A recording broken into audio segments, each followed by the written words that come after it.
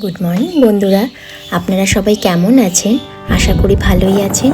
আমরাও খুব ভালো আছি।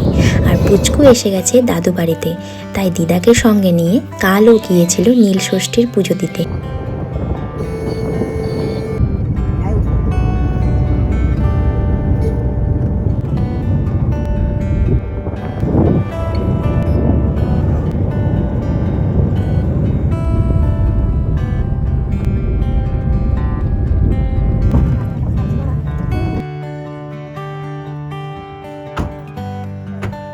গাড়িতে সারা রাস্তা ঘুমিয়ে ঘুমিয়ে আসার পর গাড়ি থেকে নেমেই সামনে কি দেখাচ্ছে দেখো, ছাগল। ও আস্তে আস্তে সব কিছুই দেখছে, কুকুর, বিড়াল, ছাগল। এখনও সেভাবে কথা বলে উঠতে না পারলেও ও কিন্তু, ওকে যদি বলা হয় বাবা এটা কি, মানে কুকুর কোনটা, ছাগল কোনটা, তাহলে ও কিন্তু ঠিক দেখিয়ে দেয়। যাই হোক, আমাদের কপাল ভালো ছিল যে আজকে পুজোর গেটটা খোলা, কারণ সোমবার ছাড়া সারাদিন এখানে গেট এভাবে খোলা থাকে না। আর আমি যেখানে এসেছিলাম, মানে আমার বাপের বাড়িতে, পুচকুর দাদু বাড়িতে, এদিকটায় নীলষষ্ঠী অতটা কেউ করে না। নীলষষ্ঠী পুজো আমার শ্বশুর বাড়িতে প্রচলন আছে। আমার শাশুড়ি মা, মাসি শাশুড়ি মা প্রতিবারই কিন্তু ছেলে মেয়ের মঙ্গল কামনার জন্য নীলষষ্ঠী পুজো করে থাকে, সারাদিন উপবাস থেকে।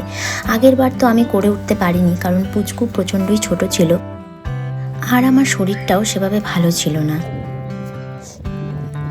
যাই হোক, এরপরে আমরা চলে গেলাম টাঙ্গন নদীর জল ঘটিতে ভরবো বলে। এই দেখো আমার মা যাচ্ছে আর মঞ্জু মাসি যাচ্ছে, আর আমি আগেই চলে গেছি।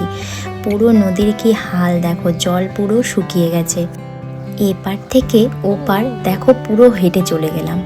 ওই পারে একটুখানি জল আছে, ওই জল ভরবো বলে।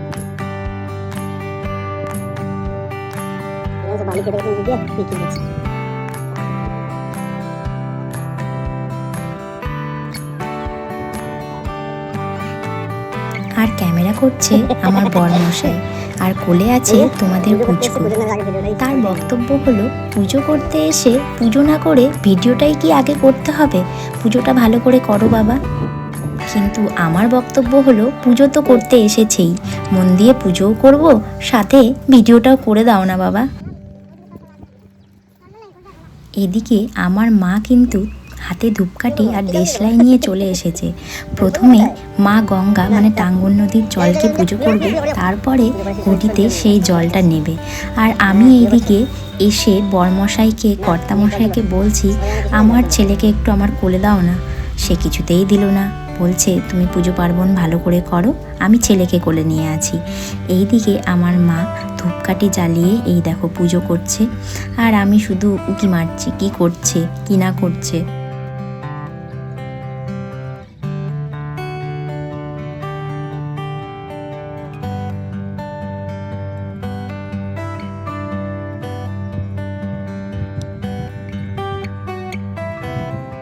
আমার মায়ের পুজো হয়ে গেছে। এরপরে আমি বসে পড়লাম ঘটে জল ভরবো বলে। মা আমি দুজনেই দুটো ঘটিতে জল ভরে নিলাম।